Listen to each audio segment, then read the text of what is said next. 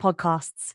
Imagine watching a movie where you can't look away, not even for a second, where every moment flows seamlessly into the next, and you're trapped in the nightmare of war alongside the characters.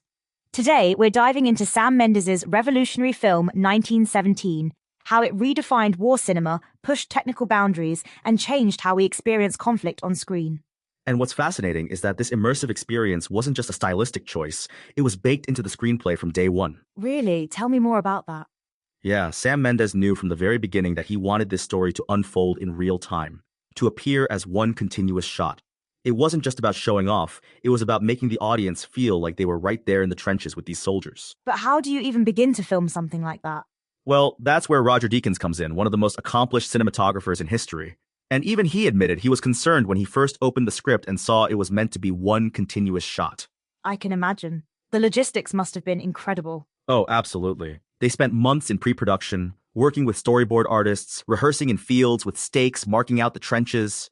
They even created detailed schematics of every single camera movement. Wait, so it wasn't actually filmed in one take? No, it wasn't. The film is actually composed of numerous long takes, cleverly stitched together. They used the ARRI Alexa Mini LF camera, which was crucial because it was lightweight enough for these extended sequences. You know, this reminds me of Hitchcock's Rope from 1948. Wasn't that also filmed to look like one continuous shot? Exactly. But 1917 faced unique challenges that Rope never had to deal with. Constant movement across different terrains, complex action sequences, and the need to maintain that immersive feeling across a much larger scale.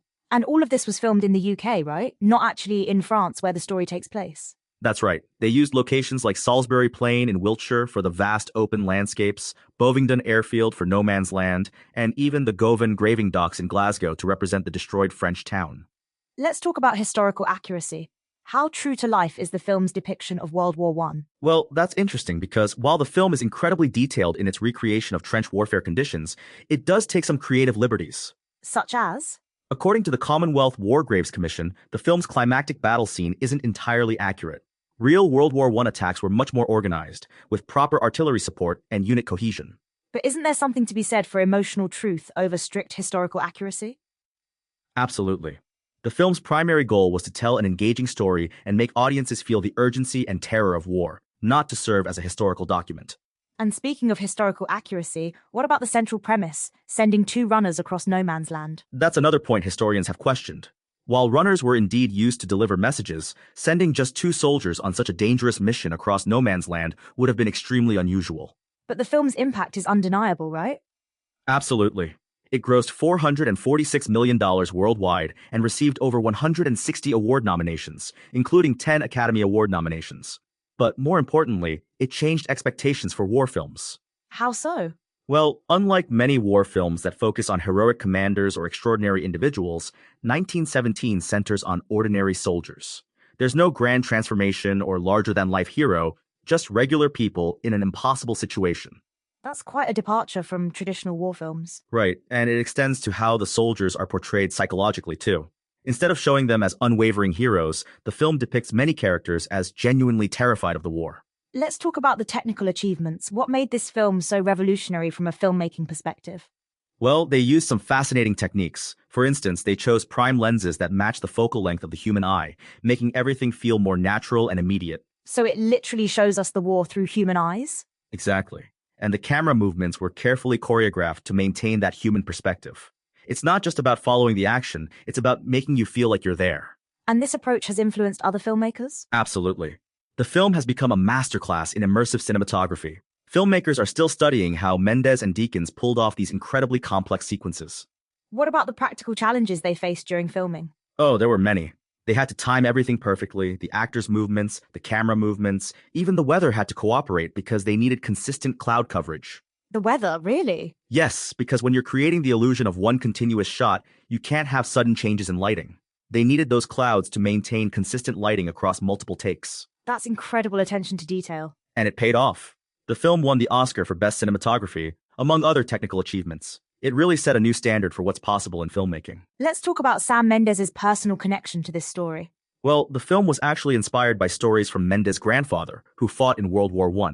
While the specific story in 1917 is fictional, it's grounded in real experiences. So it's a blend of personal history and creative storytelling? Exactly. Menz wanted to honor these stories while making them accessible to modern audiences. He felt a responsibility to make the sacrifice of that generation understood.